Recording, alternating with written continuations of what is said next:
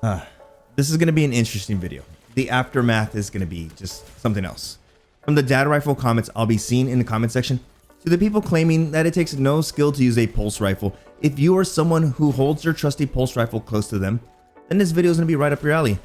What initially sparked my interest in this video was the lack of videos focused on tips and guides for using pulse rifles in PvP. Remember that having above average aim with a pulse rifle can only get you so far. There are several key factors you need to instill in your gameplay to take your pulse rifle game from basic to advanced. Also, all these tips we talk about today can be used with any pulse rifle in Destiny, regardless of archetype. But before we get into the video, remember, if you want to support the channel, you can do so by watching the entire video and sharing it with your friends. Both are free ways to support the channel, and if you enjoy the video, feel free to click that subscribe button and turn on all notifications because it helps the channel out. Also, if you've been enjoying the Master Series, we've got a lot of videos, guys, check them out. Then do me a huge favor and leave a like on this video. If this video gets 500 likes within the first 24 hours, I will keep this series going with another installment so you have your goal. Now let's get into the video. Now, you can't just pick up any pulse rifle and expect to do well in the Crucible. Just like all games, there are specific weapons that are better than other weapons. That's what we call meta. In this section, I will be talking about two pulse rifles, one exotic, one legendary. Both of these pulse rifles are currently at the top of the food chain, which brings us into our first pulse rifle of this section, and that's going to be the Cold Denial, which can be acquired through the Prismatic Recaster. Something players tend to overlook with pulse rifles and weapons in general are their intrinsic perks. For the Cold Denial, it is a high impact frame, which reads slow firing, high damage. This weapon is more accurate when stationary and aiming down sights, which if you have the opportunity to stand still and fire this weapon, then you will be getting the most out of this weapon by standing still and firing it. But there's more to it, and we'll get to that later in this video. Now, moving into the exotic pulse rifle, we have the Vigilance Wing, which is a 5-round burst pulse rifle with a time to kill of 0.77, requiring you to land 9 critical shots to reach its optimal TTK. Essentially, you need to land 9 out of the 10 shots from 2 bursts to reach that optimal TTK. So, the Vigilance Wing has a lot of room for error when it comes to intense matches. Sometimes that room for error goes a long way with the 5-round burst. Keep in mind that we're not factoring in the Vigilance Wing's exotic perk, which activates very frequently in big team environments. Now, I'm not saying other pulse rifles aren't deadly. I feel like if you need an easy pulse rifle to go to, these two pulse rifles are at the top of the food chain for a reason. But since we have an established meta and now we know what weapons to use, let's get into the stats and things to look for in pulse rifles. Regardless of the pulse rifle you choose, you need to understand its recoil, which brings us into our next topic, which I'm going to keep it as simple as possible. I could dedicate an entire Lord of the Rings saga to this next section, which is focused around barrel types. You can tell a lot about a barrel by simply reading the description. Now, when it comes to pulse rifles, recoil is everything. Unlike scout rifles, auto rifles, and hand cannons, which can be easily corrected, with pulse rifles, you have a burst style weapon, meaning it takes time for your burst to exit your barrel. With that in mind, you want a pulse rifle that requires very little correction while you're firing it. This brings us into barrel selection. Weapon barrels can be the difference between an inline burst and a crooked burst. Barrel bursts matter a lot regardless if you're on console or PC. In either platform, you want a weapon that provides you consistency with little effort in correction. Take the barrel type extended barrel, which reads increased range, decreases handling, and moderately controls recoil. My takeaway from that barrel description is moderately controls recoil. Now, for 3-round burst weapons, the correction isn't as severe, but when you get into the department such as 4-round burst or high impact pulse rifles, this is where you'll notice how aggressive your burst direction is. Now, a barrel I highly recommend is going to be Arrowhead Break, which reads greatly controls recoil and increases handling speed. Now, my takeaway from that, greatly controls recoil. For those who don't believe me that it makes much of a difference, you can see the comparison on screen. See how Arrowhead Breaks gives you a better vertical burst, but with extended barrel, the burst deviates a bit. Now, seeing both bursts on screen, which one seems easier to control? The dead giveaway, Arrowhead Break. When it comes to pulse rifles, some players believe that range is something to aim for. The common phrase that we've all heard before, more range, more better. Sure, on hand cannons, that might be textbook 101, but for pulse rifles, stability and recoil are the gold standard. Why isn't range crucial? Well, let's take the Cold Denial for instance. The damage output this weapon deals can offset some damage drop off. Sure, you might require an additional burst to secure the kill, but combating a target off in the distance with poor burst direction will cause you to miss shots, thus making you fire an additional burst or two. So overall, a quick summary of this section: Arrowhead Break is a top tier option when it comes to pulse rifles. For those wondering, Arrowhead Breaks adds a plus 30 recoil direction, which the higher number in recoil direction, the better. So we don't get too much into the weeds of this video. Here's a chart from Christic Knight on Reddit. This chart displays on how much recoil direction plays a role in the direction of your additional burst. As we're looking at the chart, you should always be aiming for 5s, but I still firmly believe that the higher stat number in the recoil direction, the better the recoil will be. Essentially, this chart shows you on how much deviation your weapon will have after the burst is fired. I still firmly believe that having higher recoil direction, the better. As you can tell, the lower you get on the spectrum, the further deviation you get. Long story short, Arrowhead Break is a top tier option when it comes to pulse rifles. But since we are on the topic of pulse rifles and burst direction and consistency, one thing players tend to overlook is pulse rifle stability. Players tend to think that the only factor stability plays on pulse rifle is the burst direction, which is true, but there's more to it. Stability not only affects your burst direction, but it also affects the spread between your rounds. Now, why is that important?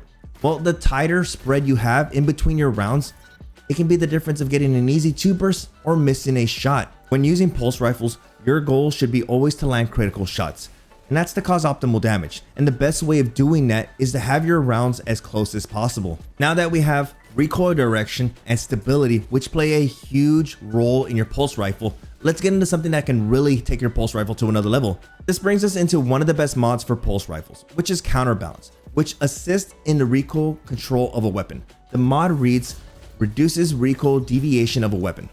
Now, for my PC players out there, you really don't need to use Arrowhead Break or counterbalance, but if you're like me, you want a pulse rifle that's consistent.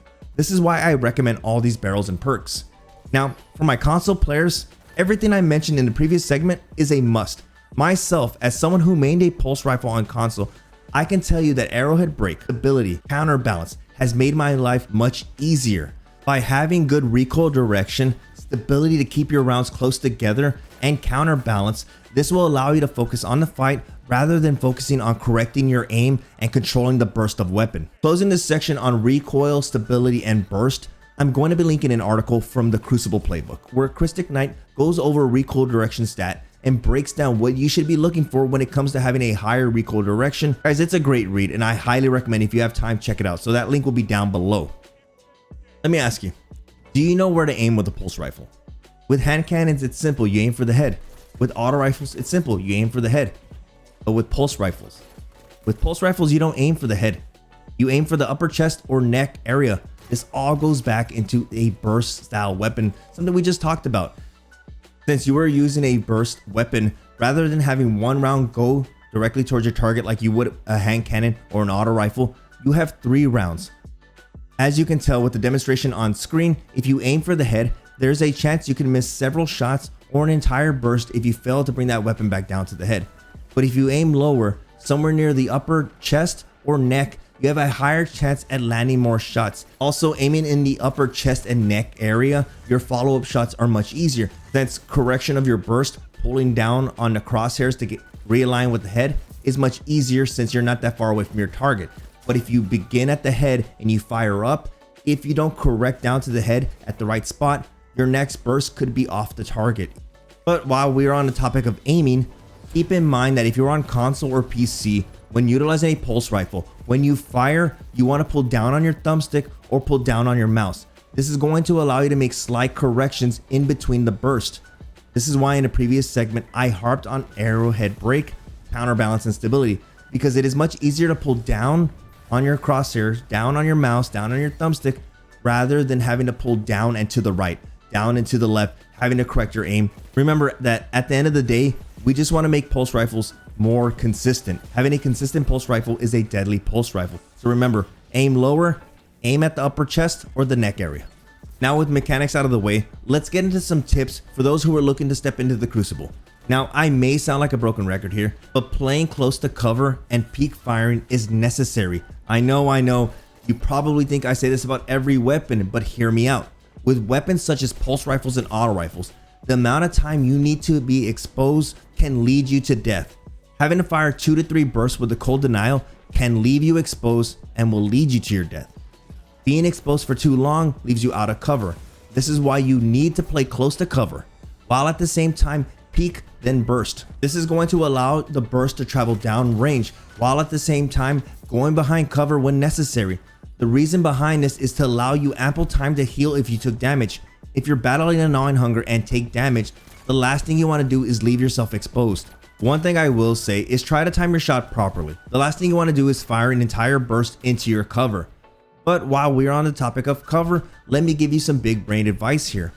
Don't peek the same side of cover multiple times. This can lead you to instant death by any sniper. Using a demonstration on screen, see how my enemy is getting flinched by me. Now when I back into cover and re-peek, see how they can aim where I was at before and get an easy headshot. It's an easy headshot for them. Now, how should you peek? Well, it's simple. You should use both sides of cover. This will keep your enemy guessing and give you the advantage. Now with pulse rifles, you need to play their strengths. You're not going to win up close battles against auto rifles, hand cannons, or shotguns, or anything that kills up close. If you have a pulse rifle equipped, you need to understand that your strength is the long game. Your only other competition on the map are snipers. When it comes to utilizing a pulse rifle, your main goal is to control the lanes. Regardless of the map, when you rotate from another lane to assume control of that lane. Now, one of the best things pulse rifle players can do is to allow their enemy to commit before you engage them.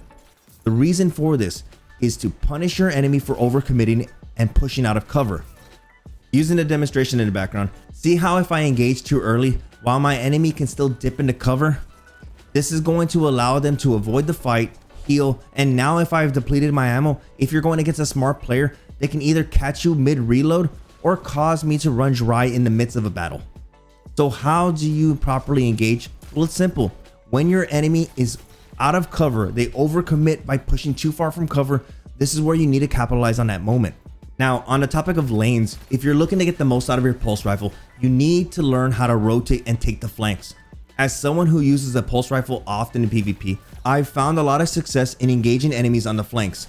One good way to get good position on a flank is to trail your teammates, and once they begin to engage enemies, this is where you need to make a decision. Stay behind your teammates and provide cover fire from afar, or rotate and get the flanks.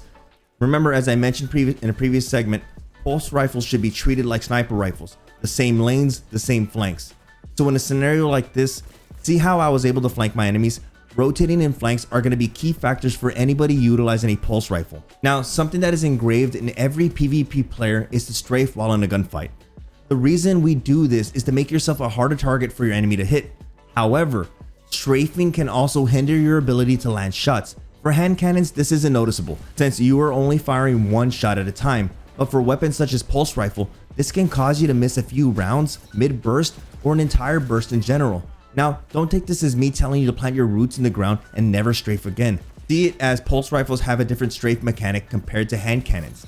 For starters, some weapons have intrinsic perks. We actually covered one in a previous segment, which reads that this weapon is more accurate when stationary. So rather than having a vigorous strafe, try crouching in between your bursts. This is going to allow you to keep your shots in a single location. On top of that, with pulse rifles, I would highly recommend you take smaller strafes rather than larger strafes. With smaller strafes, your bursts are much closer and the correction isn't so drastic. Now, as you can tell in the demonstration on screen, do you see how I'm strafing with my pulse rifle? By having smaller strafes, this is going to allow me to make minor corrections with my aim, essentially allowing me to focus on my target and my tracking with minor crosshair adjustments. Still on the topic of strafing, something you also want to keep in mind is you want to strafe in the opposite direction of your enemy while tracking with your crosshair, thus leading your burst in a direction your enemy is strafing. Remember that with all pulse rifles, you want to pair it with a good weapon. I personally pair pulse rifles with a shotgun. If you're still looking to improve with a shotgun, a few weeks ago I made a video which focuses on basic and advanced shotgun tactics for anyone getting into shotgunning, or if you're a seasoned veteran in the shotgun world. That video will be on screen. Also, something I've been asked about lately is how to improve in the crucible, which is a pretty vague question in my opinion. I believe that improvement in PvP can be achieved in many departments. One way is to focus on improving the time you are alive in a match by raising your KD. For those looking to improve in that department, I made a video which focuses on that, and you can find that on screen as well. With that, thank you so much for watching the video. If you enjoyed the video, don't forget to hit that like button and subscribe. Also, you can find me live on Twitch, guys. I stream every Saturday at 8:30 p.m. where I play with viewers in either PvP or help them try to acquire Trials weapons. Thank you again for watching, and I'll see you guys in the next video.